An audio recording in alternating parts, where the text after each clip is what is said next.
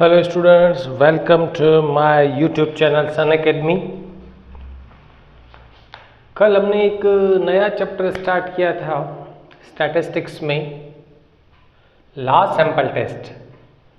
तो आज जो है इसके दो क्वेश्चन सॉल्व करते हैं। फर्स्ट क्वेश्चन है, a sample of 400 person had mean height of 170.50 centimeters. Can it be said that it is a sample from population with mean height of 170.25 centimeters and standard deviation of 3.2 centimeters? अभी question में क्या क्या दिया गया पहले वो लिख लेते हैं। स्मॉल एन है सैंपल 400 का, उसका मीन है 170.50, दैट मीन्स एक्स बार है 170.5। फिर ऐसा पूछा गया है कि क्या ये मीन और सैंपल जो है उसी पॉपुलेशन में से जिसका एवरेज पॉपुलेशन का मीन है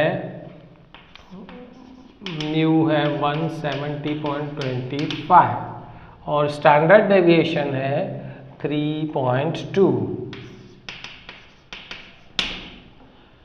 सबसे पहले क्या करना है, नल हाइपोथेसिस लेंगे।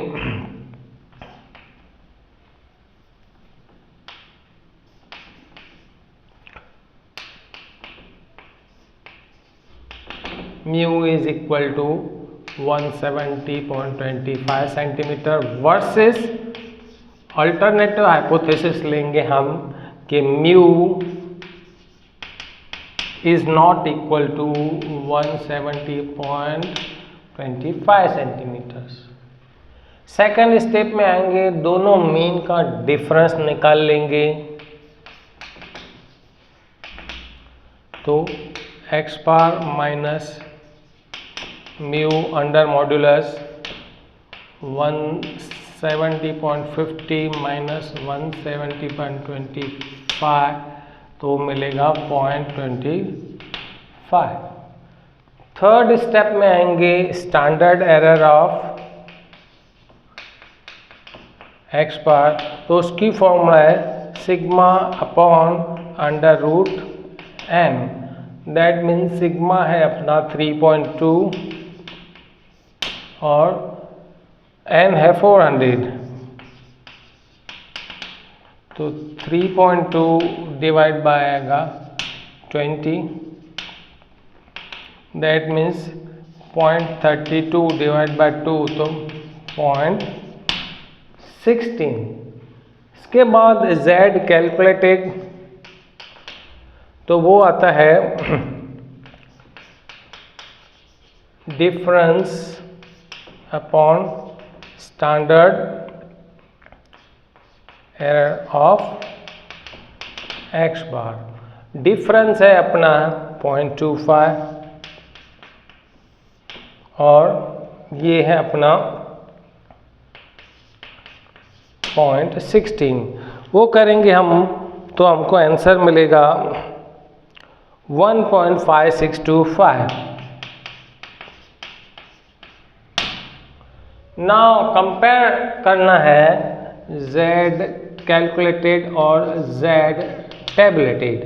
z कैलकुलेटेड मिलता है 1.5625 which is less than 1.96। z tabulated आपको दिया गया ही होगा क्वेश्चन में, आपको याद करने की ज़रूरत नहीं है। हमेशा कितने पे चेक करना है हमको, 5% पे, जब तक बोला गया नहीं हो। Now z calculated is less than z tabulated, so null hypothesis will be accepted that sample is from the population. Sample is from the population. The population means वही पॉपुलेशन जिसकी यहाँ पे बात की गई है। सबसे पहले क्या करना है, क्वेश्चन में आपको जो भी दिया गया है वो लिख लीजिए, n x bar, mu and sigma. Then after null hypothesis लेंगे कि हाँ म्यू जो है वो 170.25 है वर्सेस अल्टरनेटिव लेंगे कि वो नहीं है। डिफरेंस निकालेंगे दोनों मीन का, sample mean and population mean under modulus. That means अगर कोई भी वैल्यू नेगेटिव आती है तो वो पॉजिटिव जाएगी, वो तो आपको पता ही होगा इतना तो।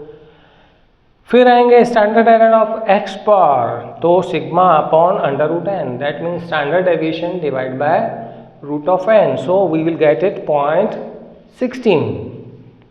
Eight last step z calculated is to be found out, z calculated ढूंढना है आपको, तो difference upon standard error of x bar, so that gave us 1.5625. Now calculated is less than tabulated, तो जो है वो नल हाइपोथेसिस एक्सेप्ट हो जाएगी कि वो जो सैंपल मीन है उसी पॉपुलेशन का है।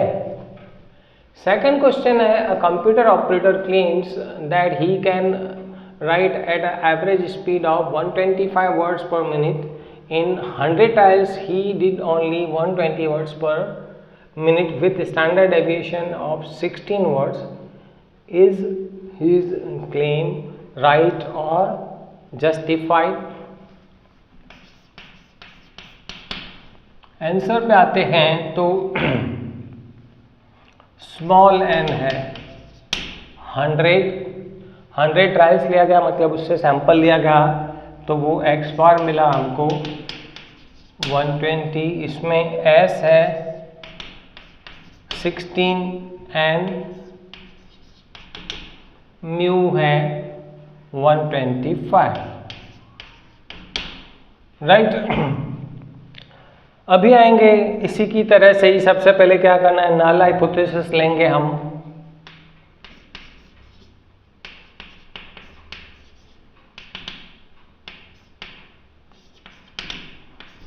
125 versus alternative mu less than 125। क्यों? कि उसकी स्पीड जो है 120 वर्ड की आई है। अगर यहाँ पे 126 होती तो ग्रेटर देन लेते। उसके बाद आएंगे डिफरेंस, तो x bar minus mu 120 minus 125 तो मिलेगा 5। फिर आएंगे standard error of x bar, तो s upon under root n. S है कितना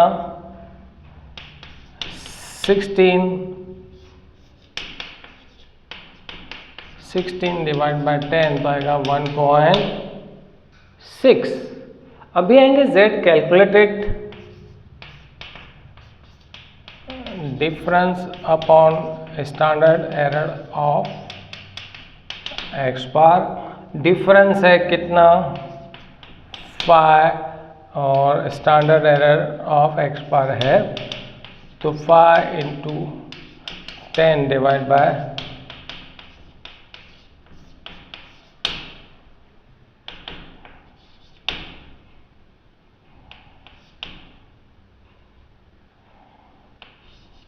लगभग आएगा 3.125।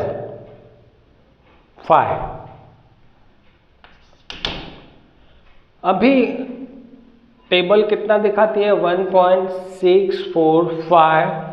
Now z calculated greater than z tabulated, 3.125 is greater than 1.645, so null hypothesis will be rejected. His claim is not right or not justified, or what he says he cannot do that. क्या किया सबसे पहले, इसमें भी small n दिया गया है, mu दिया गया है, स्टैंडर्ड डेविएशन है और एक्स बार है, 100 बार उसे ट्रायल लिया गया तो उसने एवरेज 120 बॉडी टाइप की और उसका स्टैंडर्ड डेविएशन निकाला तो वो था 16, जबकि वो क्लेम कर रहा है कि 125 की स्पीड है। तो नल हाइपोथेसिस लेंगे कि हाँ 25 की है, वर्सेस अल्टरनेटिव लेंगे कि नहीं भाई 25 से कम है, 120 है, तो लेस देन लेंगे। डिफरेंस निकाला X bar minus mu, standard error of x bar, तो यहाँ पे एस दिया गया है तो S divide by under root N आएगा। फिर जेड कैलकुलेटेड तो difference divide by standard error of x bar. Now that gave us 3.125 which is greater than the tabulated value. So उसका क्लेम जो है वो रिजेक्ट हो जाएगा। होप आपको दोनों क्वेश्चंस अच्छे लगे होंगे, समझ में आए होंगे। कमेंट ज़रूर करें और अगर आपने सब्सक्राइब नहीं किया है तो सब्सक्राइब ज़रूर करें, किया है तो लिंक ज़रूर शेयर करें। नेक्स्ट लेक्चर में इसके और दो क्वेश्चन थोड़े कॉम्प्लिकेटेड हम सॉल्व करेंगे, तब तक आप वेट करें।